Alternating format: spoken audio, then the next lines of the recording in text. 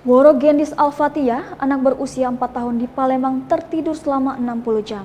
Ternyata gadis cilik ini didiagnosa mengidap penyakit langka, yakni aneurisma otak, yakni pembesaran atau penonjolan pembuluh darah otak akibat melemahnya dinding pembuluh darah.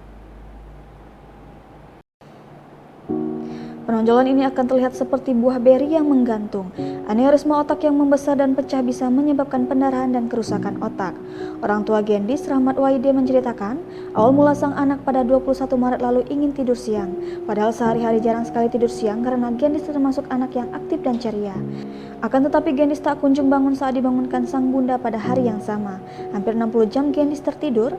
Setelah operasi sensor motorik dan pemahaman kosakata yang dimiliki Gendis sempat hilang, setelah berulang kali dilakukan terapi barulah ada sedikit kemajuan. Dikatakan Waide saat ini sudah dilakukan tindakan operasi sebanyak 3 kali operasi dan sedang menunggu operasi keempat untuk pemasangan tempurung kepala. Waide yang juga salah satu staf di lingkungan Pemkot Palembang ini berharap besar agar sang anak kembali pulih dan ceria. Sementara itu, Sekretaris Daerah Kota Palembang, Dr. Andes Ratu Dewa, Jumat 13 Agustus 2021, menyerahkan bantuan kepada keluarga Gendis yang saat ini mengalami sakit aneurisma otak